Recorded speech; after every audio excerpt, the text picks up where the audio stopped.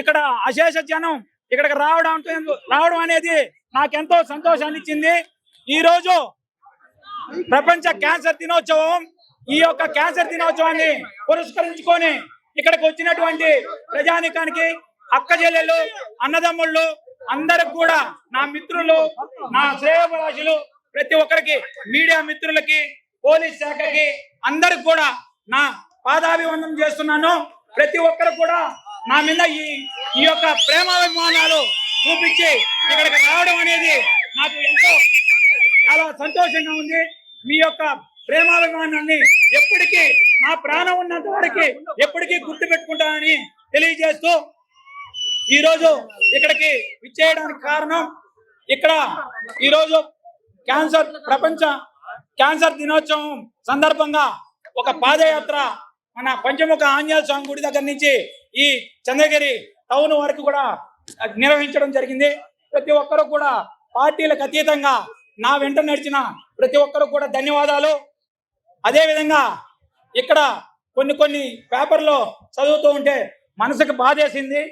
ఎందుకంటే ఈ మధ్య కాలంలో కూడా ఈ గంజాయి, ఈ డ్రగ్స్ విపరీతంగా ఈ చంద్రగిరి నియోజకవర్గంలో విపరీతంగా అవడం, మన దేశంలోనే మన రాష్ట్రం గంజాయిలో, డ్రగ్స్ లో నెంబర్ 1 స్థానంలో ఉంటే ఈ యొక్క చంద్రగిరి మన రాష్ట్రంలో నెంబర్ 1 గా ఉంది. ఎందుకంటే మొన్నటికి మొన్న పేపర్లో చదివాను, పాపం చూసి వచ్చాను కూడా. వాళ్ళని ఒక చిన్న పాప, 7 ఏళ్ల పాపని ఇక్కడ గంజాయి మత్తులో యువకులు ఆ అమ్మాయిని రేప్ చేసి చంపడం జరిగింది. ఈ యొక్క బాధాకర విషయం చూసి చాలా సంఘటనలు కూడా చూశాను.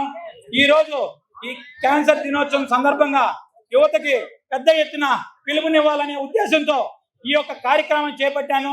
ఇంత పెద్ద ఎత్తున స్పందన వస్తుందని నేను ఊహించలేదు.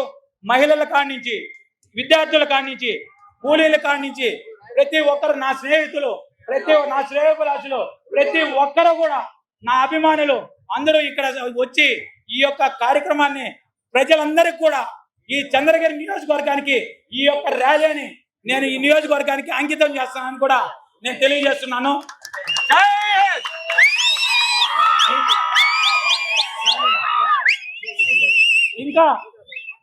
ఇంకా ఇక్కడ రకరకాల ఎక్కువ శాతంలో కూడా మన చంద్రగిరి నియోజకవర్గంలో తిరుచానూరులోనే ఎక్కువ డ్రగ్స్ అమ్ముతున్నారు.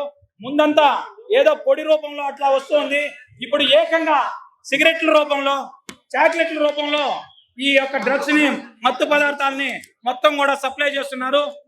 పాఠశాలల్లో, కాలేజీలో, యూనివర్సిటీలో ఉండాల్సిన యువకులు ఈ గంజాయికి బానిసలైపోయి రోడ్ల పాలు పడిపోయి ప్రతి ఒక్కరు కూడా తల్లిదండ్రులకి గుండెకోత కలిగిస్తున్నారు.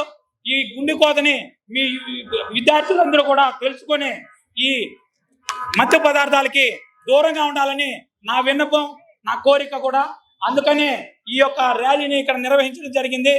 ఇన్ని జరుగుతున్నా కూడా ఈ మన చంద్రగిరిలో ఎన్నో కోకొలలు ఇట్లాంటి గంజాయి కేసులు జరుగుతున్నా కూడా ఏ ఒక్క కేసు కూడా ఈ మన చంద్రగిరి దీంట్లో పోలీస్ స్టేషన్లో ఎక్కడ కూడా కేసులు నమోదు అయ్యే పరిస్థితి లేదు.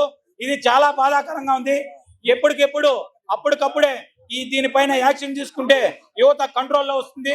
దయ ఉంచి నేను పోలీస్ శాఖకు కూడా కోరుచున్నాను, దీని మీద కొంచెం సీరియస్ గా తీసుకోవాలి. అదేవిధంగా ఈ నియోజకవర్గ ఎమ్మెల్యే కూడా దీనిపైన సీరియస్ గా తీసుకోవాలి. మీకు బ్యానర్ రహిత నియోజకవర్గం కాదు చూడాల్సింది, మత్తు పదార్థాలు లేని, ఈ గంజాయి లేని చంద్రగిరి నియోజకవర్గంగా చేయాలని కూడా మీకు విన్నపం తెలియజేస్తున్నాను.